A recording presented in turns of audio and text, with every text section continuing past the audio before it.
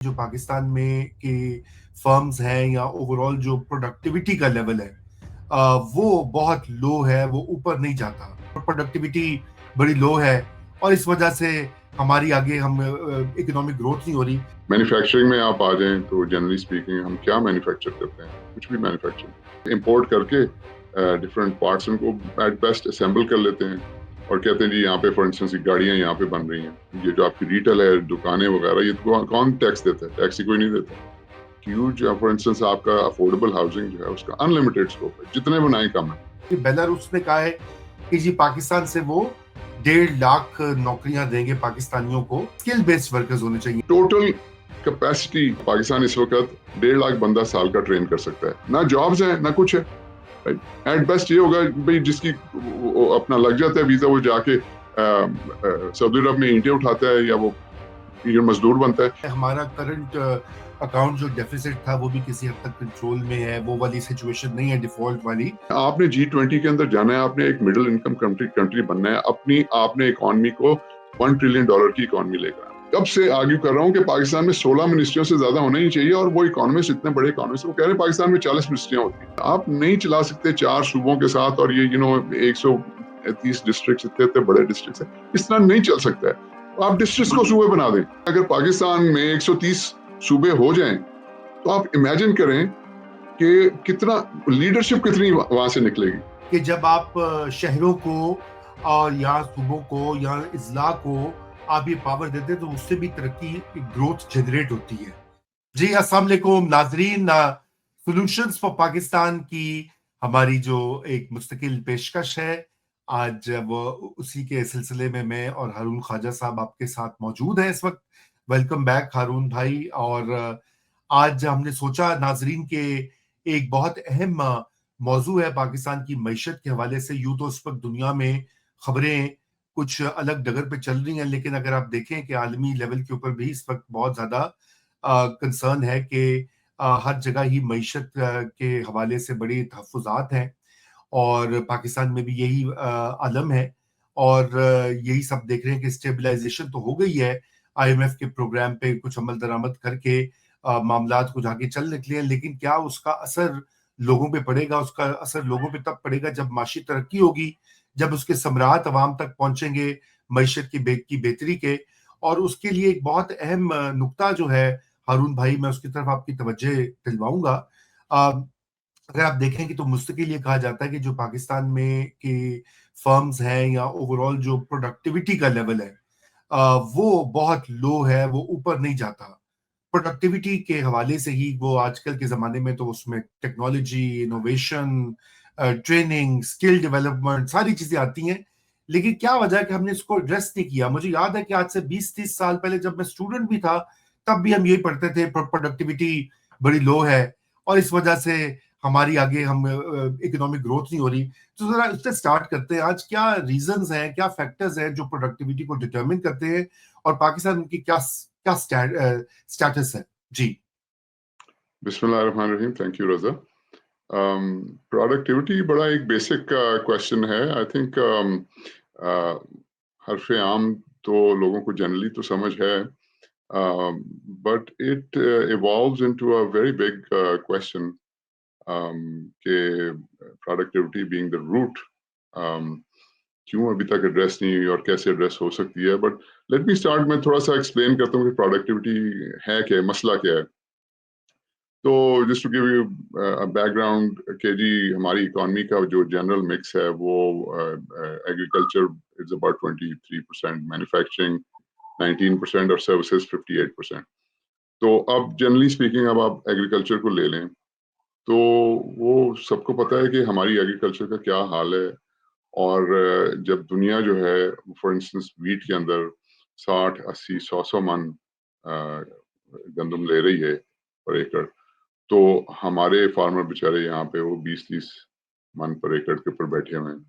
तो बहुत लो प्रोडक्टिविटी है। उसके क्या रीजंस हैं उस पर फिर हम आगे आ सकते हैं, वो तो हर सब्जेक्ट के अपने रीजंस हैं, लेकिन मैं सिर्फ प्रोडक्टिविटी की एग्जांपल दे रहा हूँ। मैन्युफैक्चरिंग में आप आ जाएं तो जनरली स्पीकिंग हम क्या मैन्युफैक्चर करते हैं? कुछ भी मैन्युफैक्चर नहीं करते। हम तो बाहर से मंगवा के, इंपोर्ट करके डिफरेंट पार्ट्स उनको एट बेस्ट असेंबल कर लेते हैं اور کہتے ہیں جی یہاں پہ فار انسٹنس گاڑیاں یہاں پہ بن رہی ہیں, تو دیر is hardly any thing that we manufacture. تو اب تو دنیا مینوفیکچرنگ سے بھی بہت آگے نکل چکی ہے. آپ کو پتہ ہے کہ آپ کو جو سیکنڈ ٹیئر کنٹریز ہیں, مڈل انکم کنٹریز, وہ مینوفیکچر کرتی ہیں اور ان کا بھی زیادہ فوکس اب ٹیکنالوجی کی طرف ہے, آئی ٹی کی طرف ہے. تو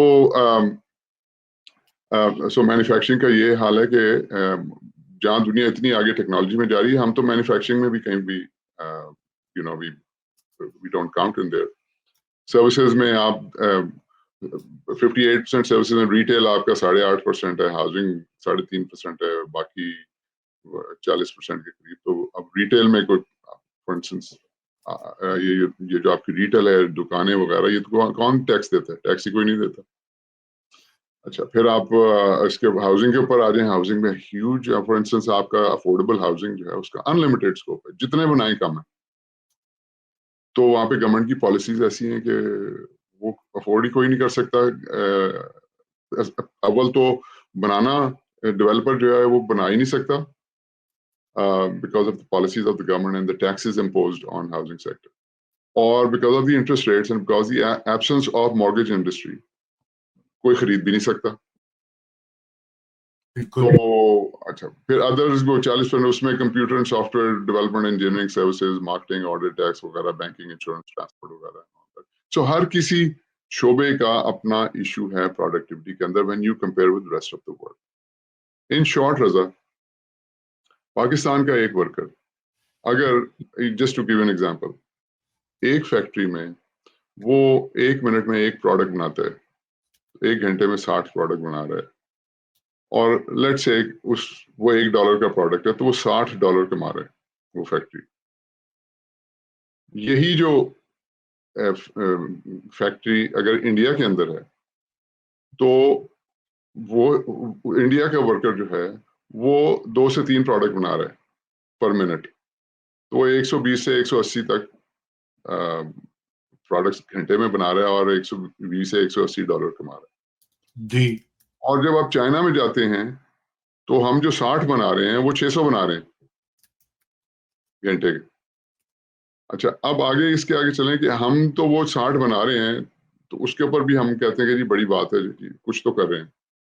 لیکن وہ چائنیز جو ہیں وہ جو 600 پروڈکٹ بنانے کی کیپیبلٹی رکھتے ہیں, وہ کہتے ہیں یار یہ پروڈکٹ بنانا یہ تو کیا, یہ تو پرانی بات ہو گئی ہے. وہ آئی ٹی میں اور ڈیپ سیک اور وہ اے آئی کے اندر چلے گئے ہیں. وہ جہاں پہ $600 وہ کما رہے ہیں گھنٹے کے, وہ 6000 کمانا شروع ہو گئے. یعنی کہ مینوفیکچرنگ اور ٹیکنالوجی میں اتنا فرق ہے. تو یہ تھوڑا سا نا لے مین لینگویج میں میں ایکسپلین کرنا چاہ رہا تھا کہ ویئر وی اسٹینڈ, پروڈکٹیوٹی کا یہ مطلب ہے. رائٹ. تو یہ بیسکلی یعنی کہ ایک ہی فیکٹری ہے یا کوئی اور مینوفیکچرنگ آؤٹ لیٹ ہے یا کنسرن ہے, تو اس میں کتنا کچھ مینوفیکچر کیا جا سکتا ہے 1 دن میں یا 1 گھنٹے میں یا 1 سال میں. تو اس لحاظ سے میرے جو ایک بہت بڑا ایریا, ہارون صاحب ہم نے پہلے بھی اس کے اوپر ایک بار ڈسکشن کی تھی ایجوکیشن کے حوالے سے, اور جو ہمارے یہاں ایجوکیشن اور اسکل ڈیولپمنٹ کے بھی لیگز ہیں. تو اور دوسری طرف ٹیکنالوجی کا بھی کچھ معاملہ ہے. تو یہ اسکل ڈیولپمنٹ کے حوالے سے بھی ذرا تھوڑا سا بتائیے, کیونکہ ابھی آپ نے دیکھا ہوگا کہ بیلاروس نے کہا ہے کہ جی پاکستان سے وہ 1.5 لاکھ نوکریاں دیں گے پاکستانیوں کو, جو کہ اسکل جسے کہتے ہیں اسکل بیسڈ ورکرز ہونے چاہیے. یعنی کہ عام ورکرز ہی جو کہ ہم یوزلی ہوتے ہیں, ہم بھیجتے ہیں مڈل ایسٹ میں وغیرہ وغیرہ, یہ اسکلڈ ہوں گے. تو اسکل لیول کا کیا آپ کا کیا, کیونکہ آپ نے تو کافی سارے خود بھی اپنے بزنسز چلا رہے ہیں, چلائے بھی ہیں پاکستان میں, تو کہاں پہ آتا ہے پرابلم اسکلز کے حوالے سے؟ دیکھیں رضا, اسکلز جو ہے وہ بڑا ایک بیسک ایشو ہے, اور ہم آپ آگے جا کے بات کریں گے اس کے اوپر کہ کیسے ٹھیک کرنا ہے. تو اس میں ایجوکیشن اینڈ اسکلز از دا کی. جو اگر جس وقت کوئی سیریس گورنمنٹ آئی اس ملک کے اندر, تو وہ کچھ چیزیں کریں گے جس کے اوپر بڑی سیریسلی اور بڑے ڈفرینٹ طریقے سے سوچیں گے. اس میں education and skills is one of the main areas. اچھا, اب وہ ایجوکیشن علیحدہ کرتے ہیں, اسکلز کو آپ نے سوال کیا تو اس کو دیکھ. پاکستان کی جتنی بھی اینٹیز ہیں جو کہ اسکلز سکھا رہی ہیں, امپارٹ کر رہی ہیں, لوگوں کو ہنر سکھا رہی ہیں, جس میں آپ وہ پی وی ٹی سی, ٹیفٹا, وہ فیڈرل گورنمنٹ کی لے لیں, نیفٹیک, آپ پرائیویٹ سیکٹر بھی ڈال لیں, وہ جتنی سب کو ملا کے. تو Raza, I am being very very, جس کہتے ہیں نا, gracious to share with you this number. اس سے کم ہوگا, اس سے زیادہ نہیں ہوگا, کہ ٹوٹل کیپیسٹی جو پاکستان کی ہے, ایک سال کے اندر کتنے لوگوں کو اسکلز امپارٹ کرنے کی ٹریننگ کرنے, وہ 1.5 لاکھ ہے. 1.5 لاکھ بندہ جو ہے نا, پاکستان اس وقت 1.5 لاکھ بندہ سال کا ٹرین کر سکتا ہے. اور وہ بھی کوالٹی کی میں بات نہیں کر رہا, کوالٹی کو بھی بھول جائیں, وہ کوالٹی کس طرح کی ہے جو کہ ساری دنیا میں کوئی نہیں مانتا. اب 1.5 لاکھ بندہ کا, اور آپ نے کرنے کتنے, آپ نے 9 کروڑ. واو. اب مجھے بتائیں میں کہاں سے شروع کروں؟ اگر میں آپ کو اس کے گرافس دکھاؤں, میں ابھی ایکچولی یہ پچھلے مہینے کی بات ہے, یہ میں نمبر شیئر کر رہا تھا, تو وہ صاحب مجھے کہہ رہے تھے کہ جی یہ 1.5 لاکھ تو آپ بڑی, that's why I said کہ یہ بڑا گریشیس نمبر ہے, کہتے ہیں اتنا بھی نہیں کرتے. تو اچھا, اب یعنی کہ پہلے تو آپ میگنیٹیوڈ سمجھیں کہ کیا ہے یہ, what is the magnitude of the problem. اور ہم لگے ہوئے جی کہ ہم باہر بھیج دیں گے. ایک یہ نئی جو ہے نا ٹرک کی بتی, کہ جو ریمیٹنسز بڑھ رہی ہیں اور لوگ باہر جا رہے ہیں, اور یہ ارے بھائی کیا مطلب آپ کے ملک کے اندر آپ اپنے بیسٹ جو بیسٹ تو چلے گئے ہیں, اور پھر جو باقی رہ گئے ہیں ان کو بھی کہہ رہے ہیں جی جاؤ باہر, یہاں سے ملک سے نکلو, وہ ہمیں آ کے ڈالر بھیجو. آپ کیا کرنا چاہ رہے ہیں اس ملک کے ساتھ؟ مطلب کہ ایونچولی آپ اس ملک کو ایک خطہ بنا دیں گے جہاں پہ صرف کنزمپشن ہوتی ہے, بس باہر سے لوگ بھیجیں گے اور ہم کنزیوم کریں گے یہاں پہ بیٹھ کے. اس طرح سے تو کنٹری یہ تو پھر جدھر ہے ادھر کی ادھر رہے گی, بلکہ اس سے بھی پیچھے چلتی جائے گی. آپ کو فوکس کرنا چاہیے کہ بھائی آپ مڈل انکم کنٹریز کی طرف اپنا فوکس کریں, وہاں آپ اپنی اکانومی کو $1 ٹریلین کی, ابھی 400 بھی نہیں ہو رہی ہے, 3 سال سے ہم وہی 375 بلین کے اوپر بھاگ رہے ہیں, وہ 400 بلین نہیں ہو رہی ہے اکانومی. روپیز میں جتنا مرضی آپ بڑھائی جائیں, جو 1,26,000 ارب کی آپ کی اکانومی ہوگی, بھائی وہ 400 ارب بھی نہیں بنتا. تو اس کو پہلے آپ فوکس کریں کہ مڈل انکم میں لے کر جائیں, اس کو $1 ٹریلین کی طرف لے کر جائیں, اس کو آپ بنائیں کوئی G20 کے اندر. یہ ہمارا گول ہونا چاہیے رضا. بالکل اب یہ بالکل. گول کرنے کے لیے رضا ہمیں ان سائڈ دیکھنا نا, اندر کی طرف دیکھنا. ہم نے اگر یہ سوچنا شروع کر دیا چلو جی یہ جو اچھے ٹرین ہوئے ہیں ان کو بھی باہر بھیجو, اور باقیوں کو جو ٹرین کر کے باہر بھیجو, بس یہاں پہ تو پھر یہاں پہ کیا ہوگا, یہاں پہ تو پھر کچھ, اگر یہ آپ کی فلسفی, یہ اسٹریٹجی ہے, تو دیٹس وائی رضا, یہ this is one of the reasons کہ 1.5 لاکھ آپ کی کیپیسٹی ہے اور 9 کروڑ بندہ آپ نے ٹرین کرنا ہے. یہ 9 کروڑ کیسے ہے بھائی, 2.5 کروڑ تو آپ کا ایز وی اسپیک, بلکہ 3 کروڑ کے قریب بچہ آپ کا اسکول سے باہر ہے, اور یہ ابھی کرنٹلی. اور جو پچھلا 2.5 کروڑ ہے اس کے ساتھ تو کچھ بھی نہیں ہوا نا, وہ بےچارے نہ ان کو تعلیم ملی نہ کچھ ہوا, وہ تو بےچارے دیواروں پہ بیٹھ کے یا بنٹے کھیل رہے ہیں, یا وہ ایک دوسرے کو وہ بٹے مار رہے ہیں, یا they have nothing to do, نہ جابز ہیں نہ کچھ ہے. ایٹ بیسٹ یہ ہوگا بھائی جس کی اپنا لگ جاتا ہے ویزا, وہ جا کے سعودی عرب میں اینٹیں اٹھاتا ہے, یا وہ مزدور بنتا ہے, یا وہ پھر وہ ڈنکی لگا کے باہر بھاگتے ہیں اور پھر کشتیوں میں ڈوبتے ہیں. سو مائی پوائنٹ از کہ دیکھیں سب سے پہلے تو یہ سوچنے کی ضرورت ہے. تو coming back to again your question, آپ نے یہ سوال میری دکھتی رکھ کے ہاتھ رکھ دیا, کیونکہ میں نے اس پہ بڑا کام کیا ہوا ہے جب میں گورنمنٹ آف پنجاب میں تھا. تو آپ کو بڑی سیریسلی انوالو کرنے کی ضرورت ہے پرائیویٹ سیکٹر کو, کہ یہ, اور اس کو پرائیویٹ سیکٹر کو آپ سپورٹ کریں, آپ اس کے لیے اس کو فیسیلیٹیٹ کریں, بجائے گورنمنٹ خود انوالو ہو کے یہ ادارے جو بھی بنے ہوئے ہیں ان میں جس قسم کی کوالٹی کی وہ کر رہے ہیں. اس یہ طریقہ نہیں ہے, پرائیویٹ سیکٹر کو انوالو کریں, تاکہ پرائیویٹ سیکٹر کیا کرے گا, وہ ریلیونس ڈھونڈے گا کہ لوکلی کس طرح کے بندے چاہیے, کس چیز کی ڈیمانڈ ہے, اور انٹرنیشنلی کس چیز کی ڈیمانڈ ہے. اور اگر گورنمنٹ کی صحیح سپورٹ ہوگی تو پرائیویٹ سیکٹر جو ہے وہ اسکیل اپ کرے گا, وہ اپنی کیپیسٹی بڑھائے گا. تو اب آپ 1.5 لاکھ کر رہے ہیں, آپ کی کوشش یہ ہونی چاہیے کہ 3 سال کے اندر آپ اس 1.5 لاکھ کو پہلے 10 لاکھ پہ لے جائیں, اور پھر بائی year 5 یا year 6 اس کو پھر آپ 50 لاکھ تک لے کے جائیں. اسی اس قسم کا آپ کو پلان کرنے کی ضرورت ہے. تو سکلز میں تو رضا بالکل 0/100 اس وقت ہمارا حال ہے.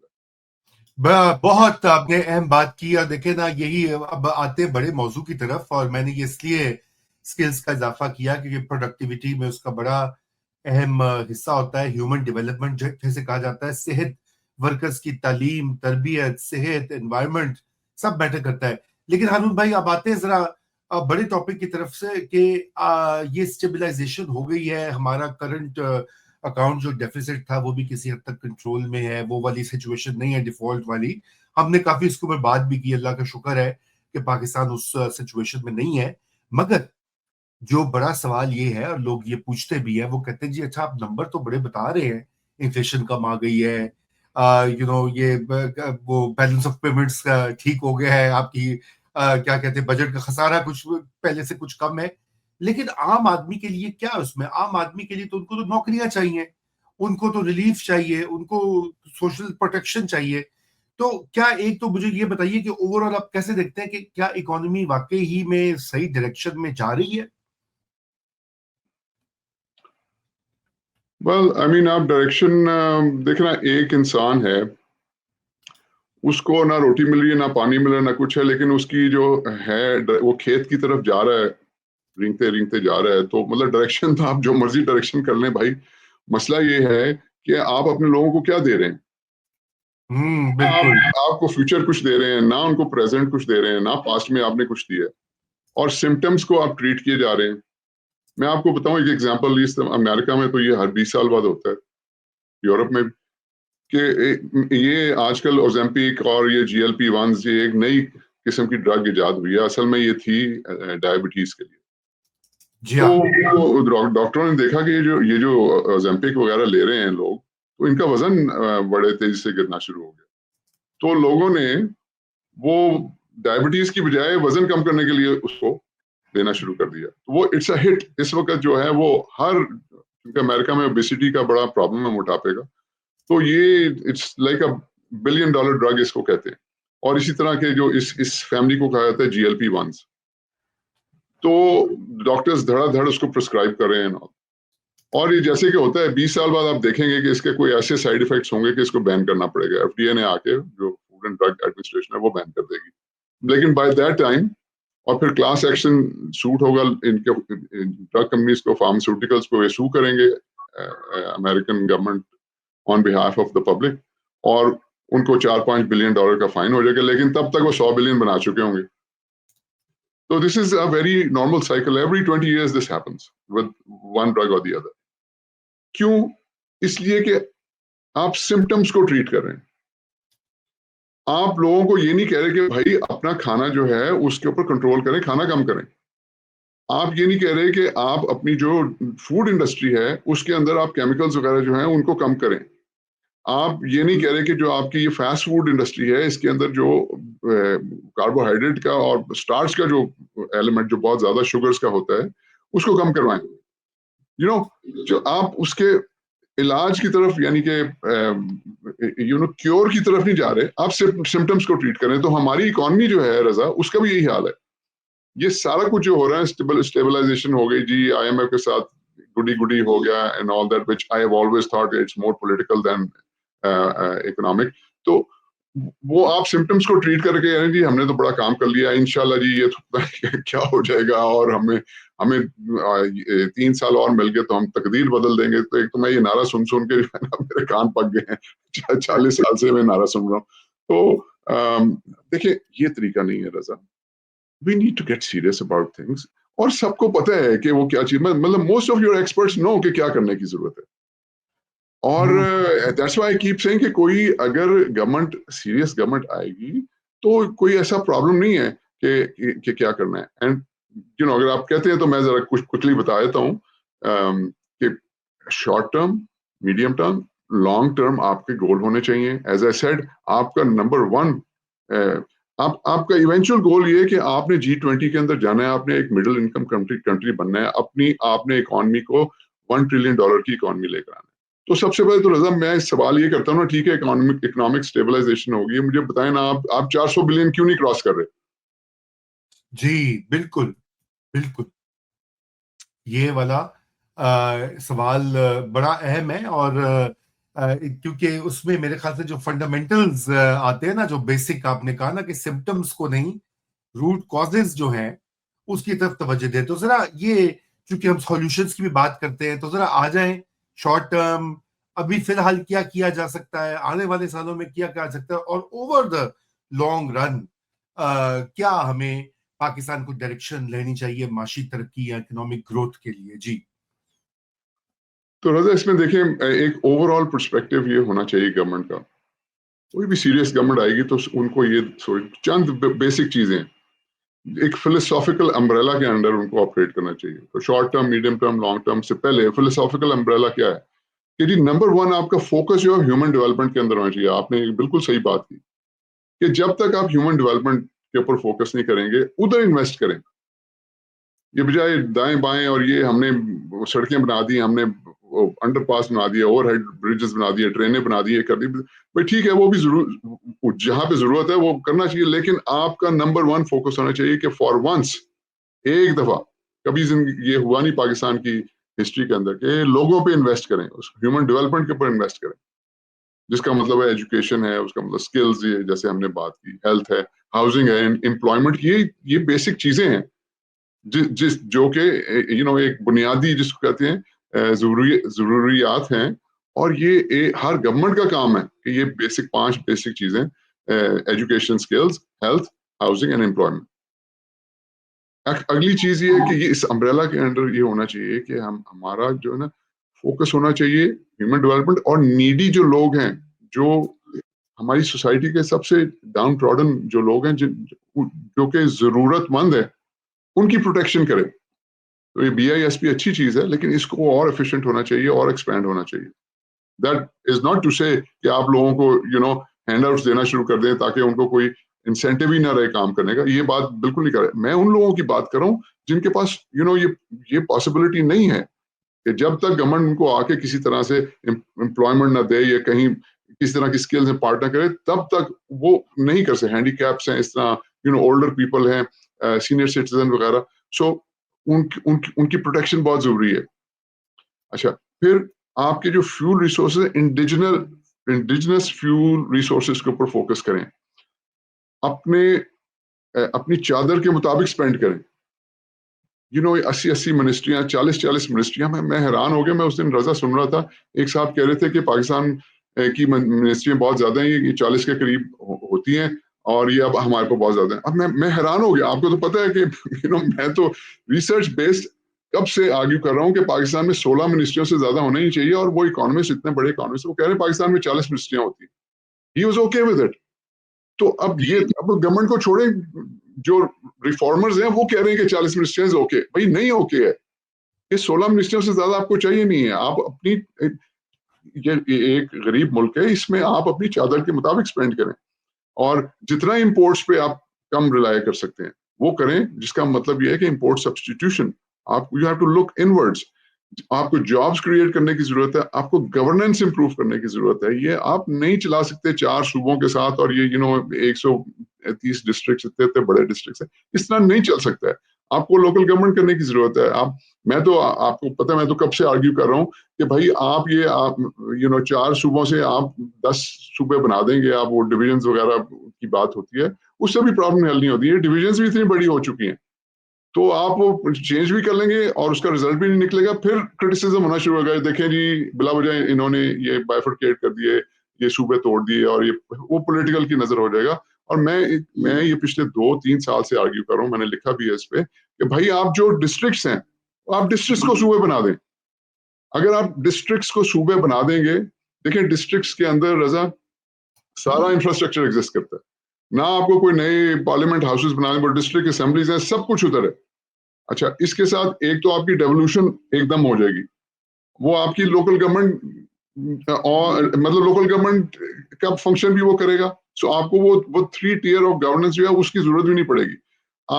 آپ کا جو پاور اسٹرکچر ہے وہ نیچے تک آٹومیٹکلی چلا جائے گا.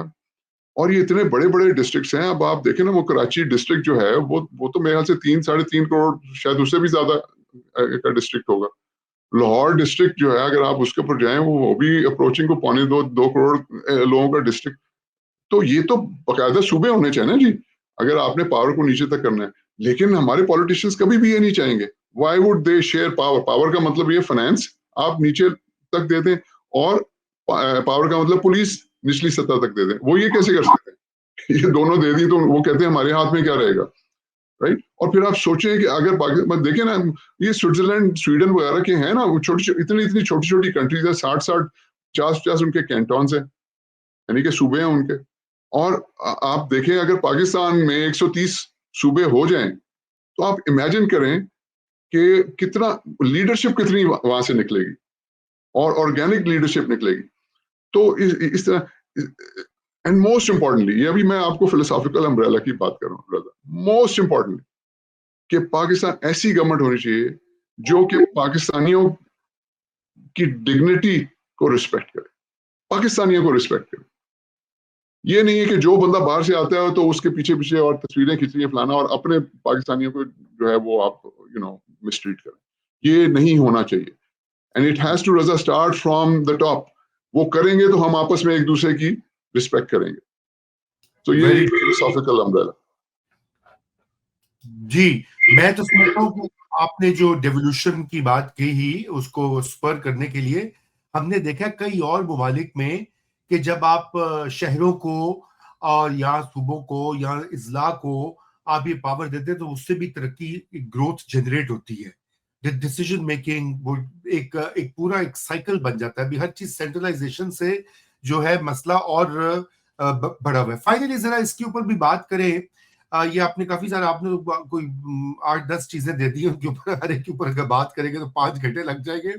लेकिन मैं चाहता हूँ कि इसको जरा मुख्तसर, आखिरी में पॉइंट आपसे ये जानना चाहूंगा कि ये जो पॉलिसी मेकिंग का प्रोसेस है, हारून भाई, यहाँ भी मेरे ख्याल से कुछ चेंज की जरूरत है।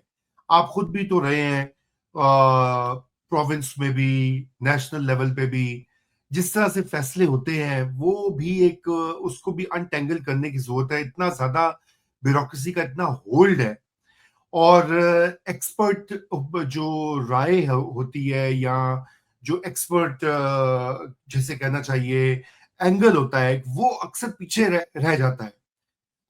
ये इसको इसको हम कैसे, सारी बात है उसका लिंक है सिविल सर्विस रिफॉर्म्स है किसी हद तक, लेकिन उसका ये भी है कि आप कोई मे बी नए स्ट्रक्चर्स बनाए पॉलिसी मेकिंग, जैसे एक्नेक है या और दीगर बॉडीज हैं जो कि इस्लामाबाद में बैठकर सारी ओवरव्यू देखती है, पीएनडी, प्लानिंग कमीशन। जरा इसके बारे में बताएं। There are to many bodies, to many institutions, but they all are not really delivering much. वैसे मैं आपको एग्जांपल देता हूं कि ये प्रेसिडेंट ट्रंप जो हैं, ये पिछली टर्म में आए 2016 से 2020, और इन्होंने बड़े जो है नारे मारे और बड़ी चेंज लाने की कोशिश की। रिजल्ट ये हुआ कि कोविड आ गया, और जो डीप स्टेट है अमेरिका की, उन्होंने इनको ऐसा फंसाया कोविड के अंदर, ऐसा फंसाया कि वो जो करना चाहते थे वो तो दूर की बात, उनको लेने के देने पड़ गए, और इलेक्शन हार गए अगला, जो कि वो मानते ही नहीं वो हारे। अच्छा, फिर 4 साल उनको मिले, तो जब वो आए हैं ना इस दफा, तो उन्होंने आने से एक दिन पहले उन्होंने कहा कि भाई मैंने पिछले 4 साल जो मुझे मिले थे, मैंने बड़ी कोशिश की थी चेंज करने की, लेकिन मैंने रियलाइज किया कि ये जो नीचे ब्यूरोक्रेसी बैठी हुई है ना, ये मुझे कुछ नहीं करने देगी। इस दफा वो आए हैं, तो वो आपको याद है ना, वो इमेजेस आपने देखे हैं ना, वो जो चेन सॉ लेके इलॉन मस्क जो है वो आके उसने वो इलॉन मस्क को लेकर आए, और उनको पूरी टीम को, सारी टीम बाहर से लेकर आए, ऐसे ऐसे बंदे लेकर आए जिसका गवर्नमेंट से कोई ताल्लुक ही नहीं था।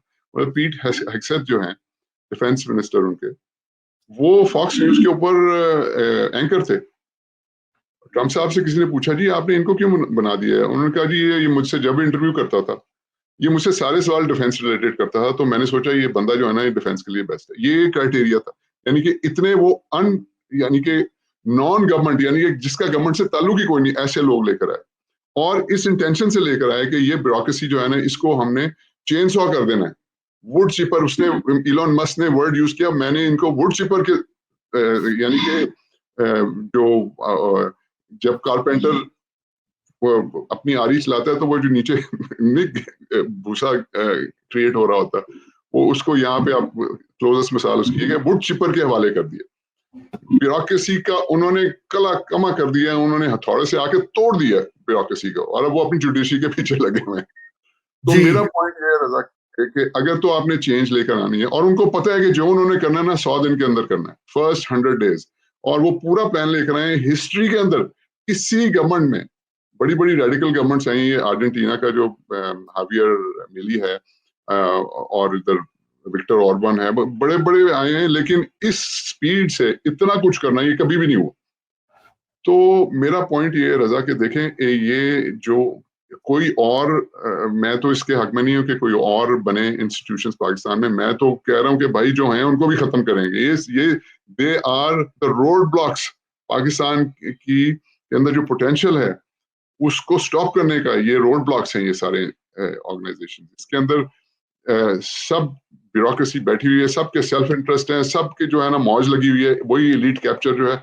जब तक ये नहीं टूटेगा रजा, वो सिविल सर्विस रिफॉर्म की हम बात करते हैं, तो मतलब that is the key, that is the key. It has, you know, this bureaucracy has to be demolished and a new structure needs to be created. So मेरा तो ये ख्याल है कि और इंस्टीट्यूशंस नहीं बनने चाहिए, बल्कि इनको खत्म करना चाहिए। तो खत्म करके इनका कुछ बंदोबस्त करना चाहिए। बिल्कुल, बहुत मैं भी इत्तेफाक करता हूँ, क्योंकि ये जो चीज काम नहीं कर रही होती आपको उसको बदल देना चाहिए, वो बार बार उसके ऊपर तवानाई जाया नहीं होनी चाहिए। बहरहाल हारून भाई, आज के लिए मेरे ख्याल से काफी सारे नुक्ते हमारे नाज़रीन के लिए आ गए हैं, और आप के व्यूअर्स अगर आपके कोई सवालात हैं, कोई खास टॉपिक्स आपके जहन में हैं, तो जरा वो भी दीजिए। इंशाल्लाह 2 हफ्ते के बाद हम आपके एक गेस्ट को भी इनवाइट कर रहे हैं, और दोबारा से बहुत सारे टॉपिक्स जो हैं हमारे प्रोग्राम के, उनको आपके सामने पेश करेंगे। उस वक्त तक के लिए खुदा हाफिज, और वंस अगेन थैंक यू।